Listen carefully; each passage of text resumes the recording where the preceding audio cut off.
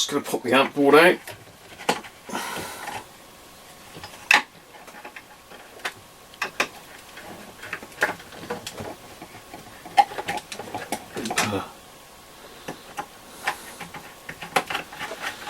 Can.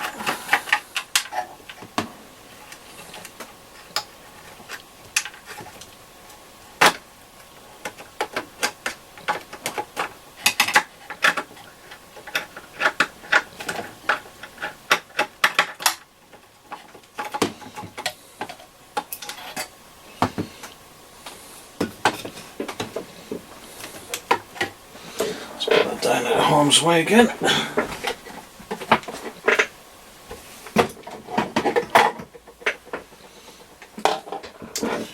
We have our amp board.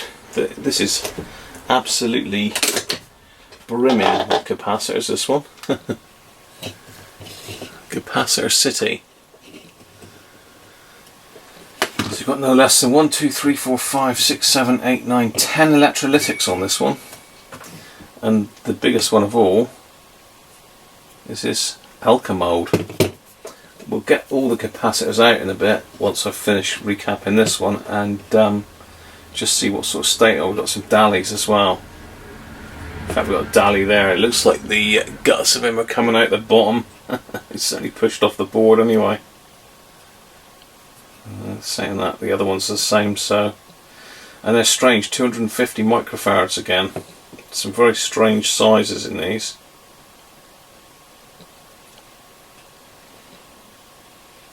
Anyway, lovely amps, mind you, do sound really nice. Oh, we've even got a thermistor, look.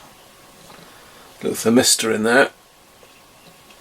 I believe that's to stop thermal runaway. So as it heats up, I'm not sure whether it decreases or increases in resistance. I think it increases in resistance. It's actually soldered onto RV4, which is one of these horrible slidey things, so I'm going to need to probably remove that to sort the quiescent current out, because no doubt it's not right. So you've got 64 microfarads, 80, 40, 250, just no sizes like this now where you can get roughly. Anyway, I'm going to start stripping these out, so bear with me because I'm going to stick the noisy desoldering tool on. Right, well that's the amp recapped. What a job, loads and loads. Some weird and wonderful sizes as well. There's 125 microfarads, there's a 64 I think it is microfarad, there's an 80, there's some 25s, very strange.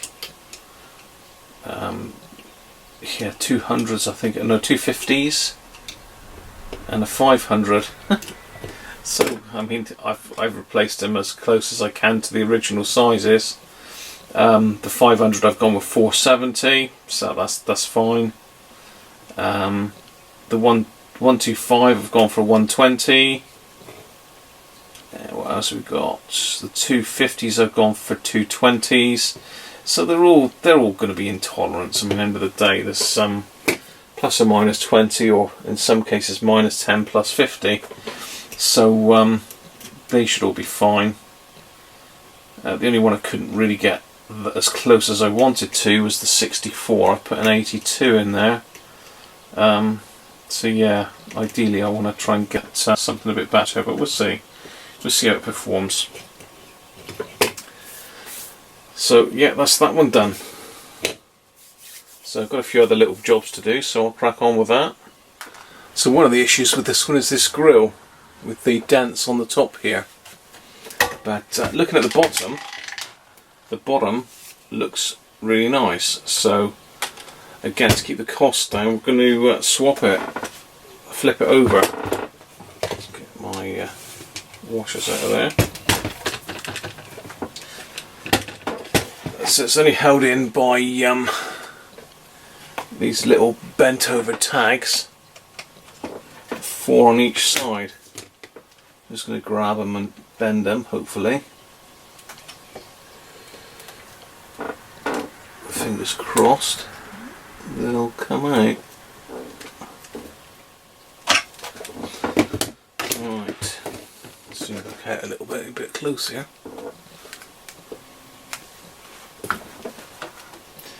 But in theory, hopefully, unless they've done the nasty on me and put one up in underneath there, I bet they have. Bet there's one in behind the speaker. Yeah, typical, isn't it? Right, bear with me. Gotta take the speaker out now. It's never as easy, is it? Good old hacker, over-engineered. Can't beat it.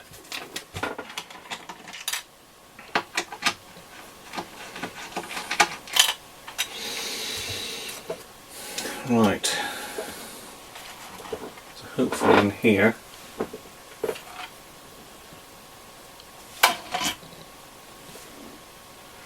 oh, let's put that out of harm's way. Well, actually we've got another 4 in here. Oh dear, oh dear. Another 4 in under the speaker, that.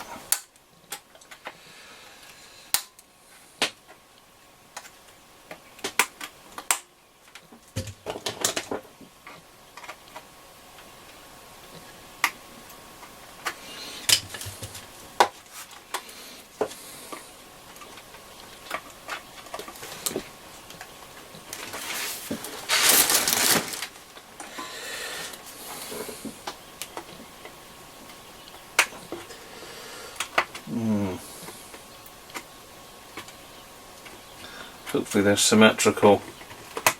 Looks like they are. It's pretty badly bent down here though.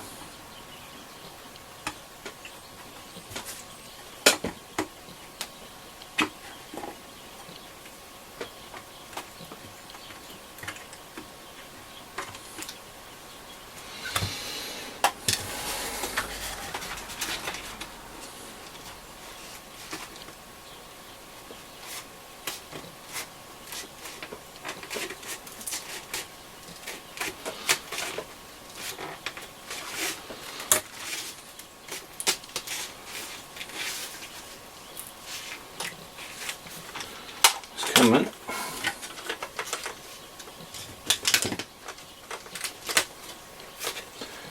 Try not to use any tools on it because I don't want to damage the wreck scene. There we go, flippity flip flip. With it. Do they match up? So they do.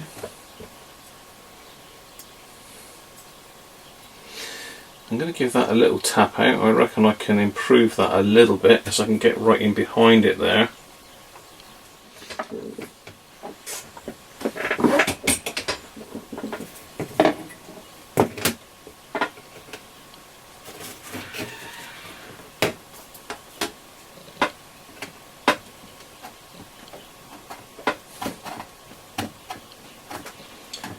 So really just working at this with a screwdriver.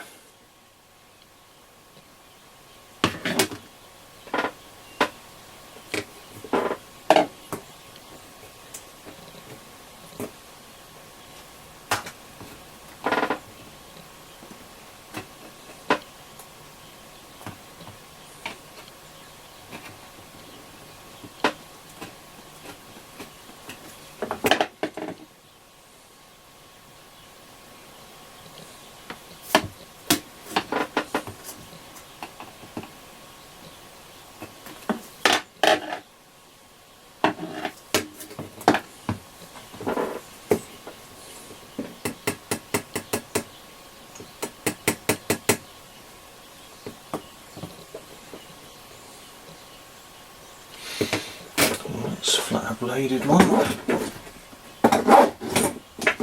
Down a couple sizes.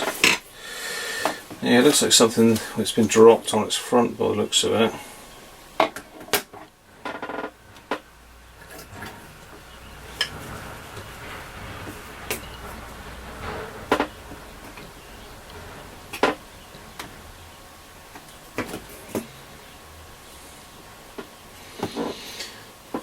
Oh, that is a lot better.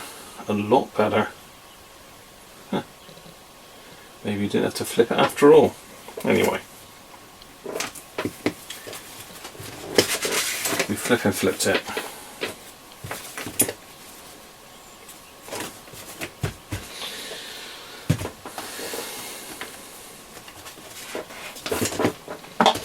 So I'm going to straighten these out.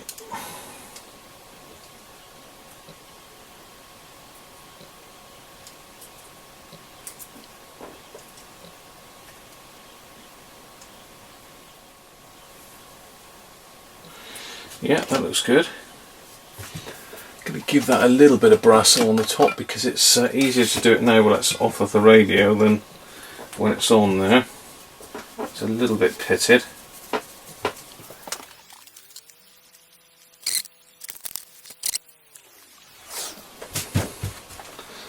Okay, let's get the front up again. Give it a little bit of a dusting.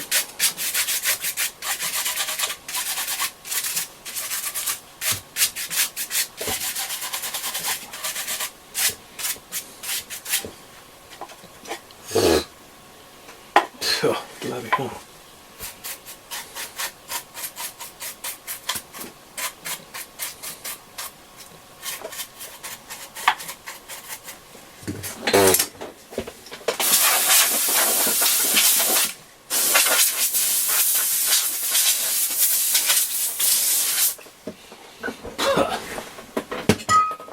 Right.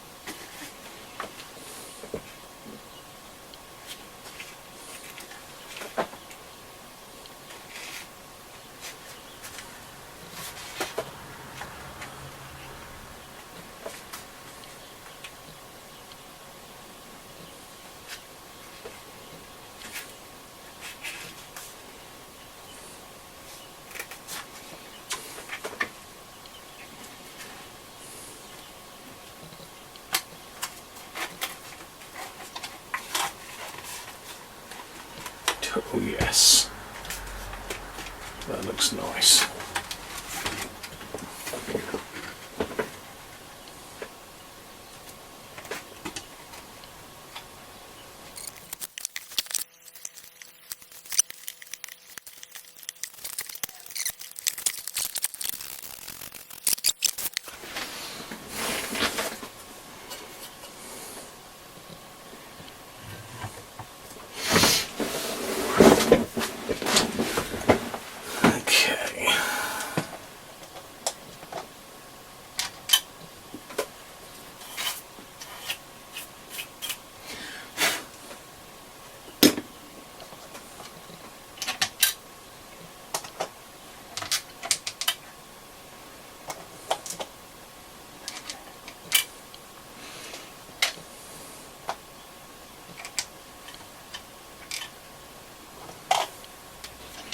I'm not going to bore you with watching me putting that back together. Well, I'm just in the process of taking the dial plate off because the owner would like to see if I can give it a little bit of a polish. And it's another one of those radios where you can get a bit of damage on the text.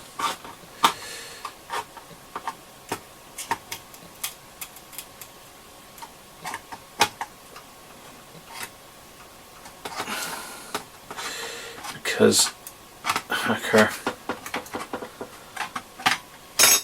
wanted to keep things really nice, decided that they were going to stick the dial plate on. So I think rather than risk breaking away some of this paintwork, I'm going to polish it in place So I'm going to get rid of this area out of the way to give me a bit more working space.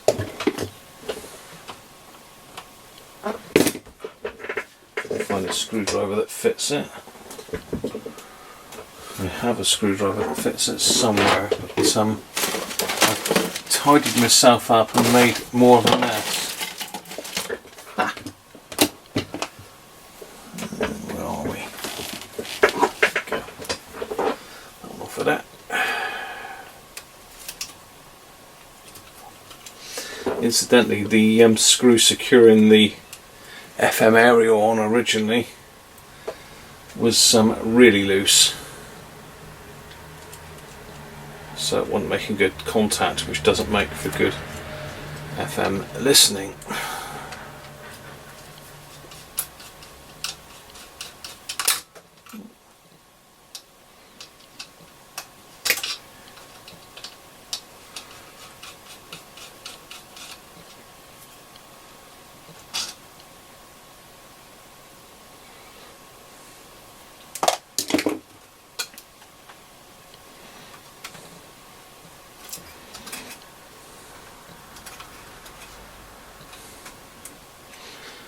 Put them down just underneath.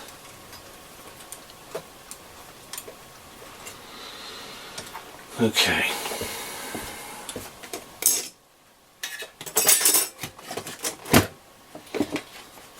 So it may well come off as I'm actually trying to clean it, so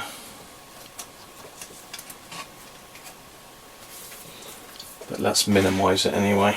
Right, I'm just in the middle of some servicing jobs now. I've gone over the bass and treble controls with the deoxit. I've gone over the volume control again with deoxit.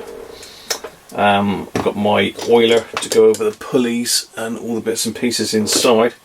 As I say, I can't take the dial cover off because it's stuck fast and I don't want to damage the paintwork at this stage. So just going over doing what I can do, what I can get at really. So yeah, it's looking good so far. The dial plate came up pretty nice. I've given the chrome trims a bit of a clean as well. So you know, you've got to have these radios looking nice, haven't you?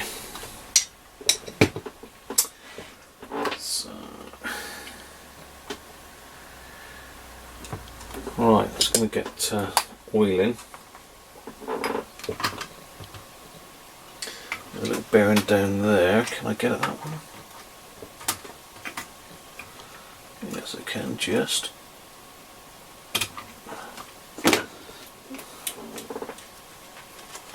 That's on the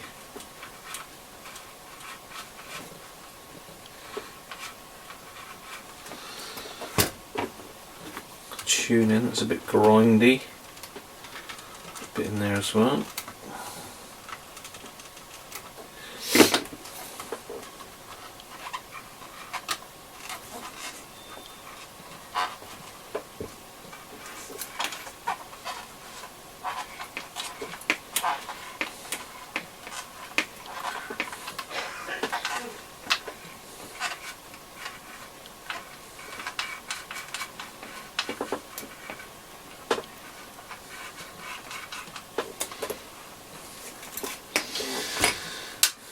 This one.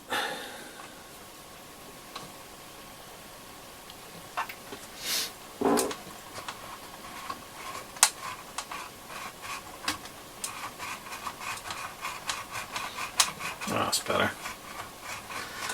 That's the one that was causing the issue. Oh, much better.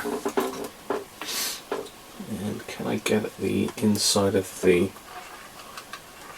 tuning cap? Yes, I can just.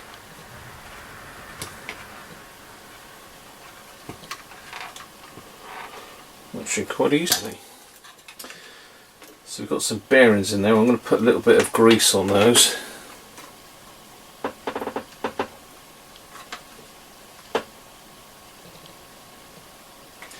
Just going to drop of oil on the pivot points.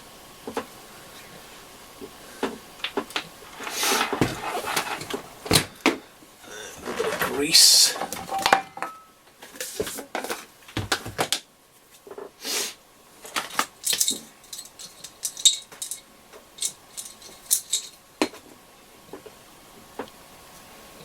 Yuck. Again, I do not want to get any of this on the tuning condenser, or tuning capacitor, condenser, I don't know.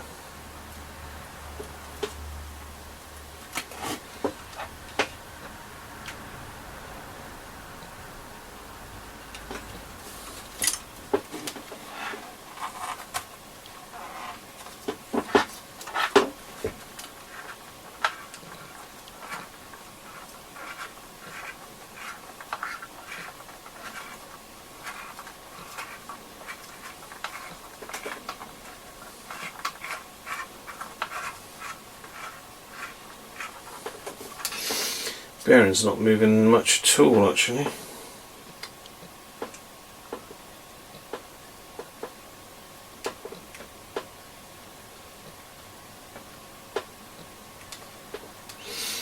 Let's give him a little tiny drop of oil on the back.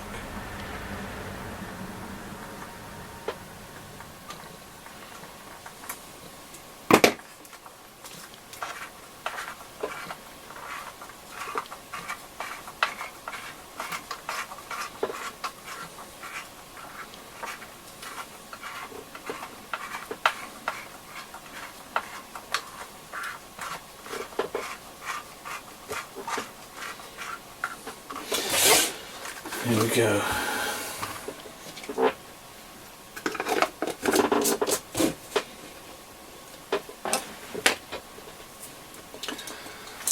Right. What else have we got to do? I've got to change this whole battery lead.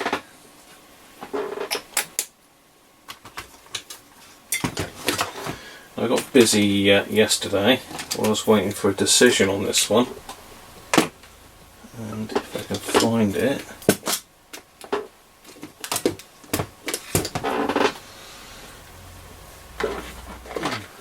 it's basically made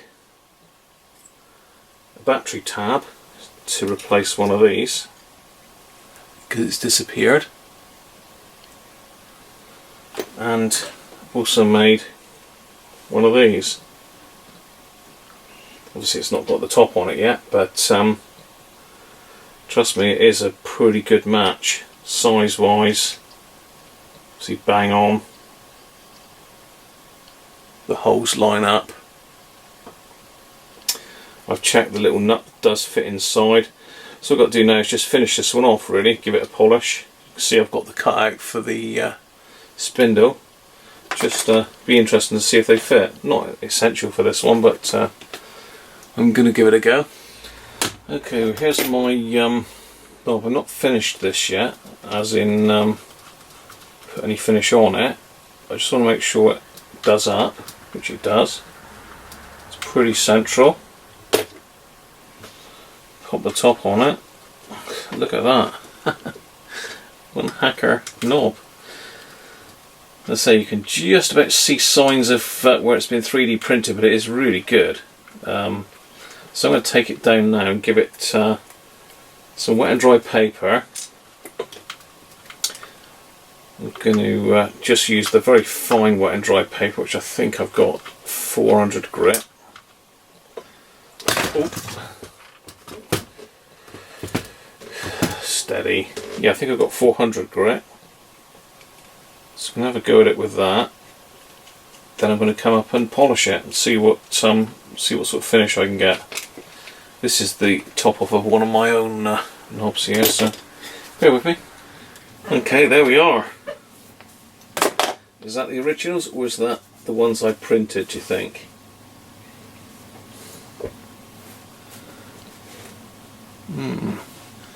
Who knows, eh? Let me pop another one beside it.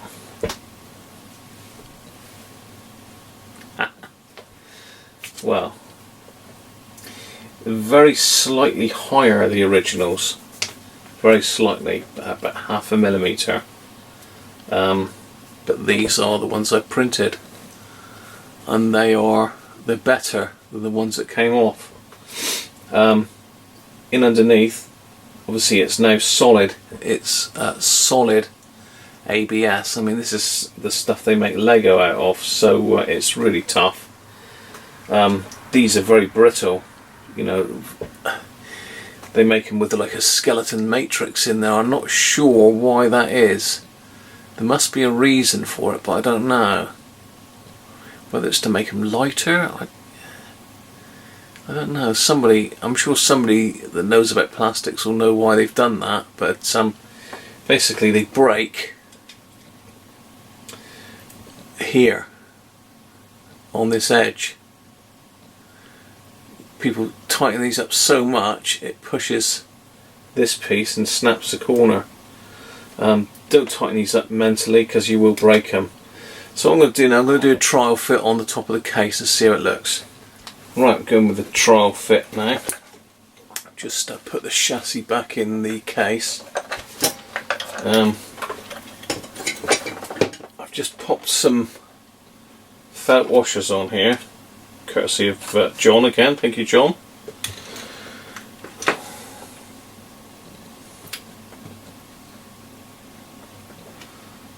And let's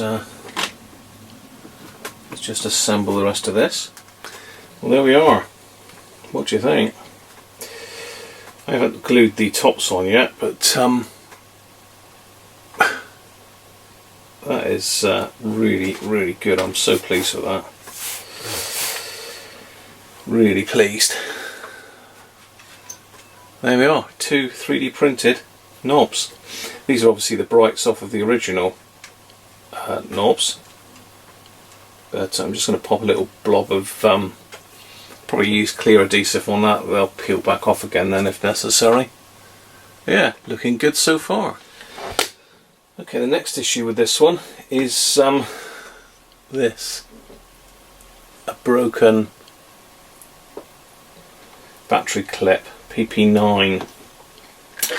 I have got another one, but I don't really want to part with that one, and certainly if I did it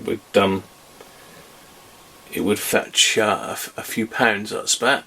So what I've done, I've made one. So I've made this on the 3D printer again. You'll see it's exactly the same size. Hose on. And that should be a solution to the problem. Same thickness, Saka same thickness, obviously really strong, ABS, really strong. I might make the next ones a little bit thicker. This one's thicker possibly, but anyway, that's staying in my spares bin. And we're going to fit this. So I've got to start off by drilling this one out, then wiring it all up for the new one, hopefully. It'll look like that then. So let me get that done. Okay, well there it is.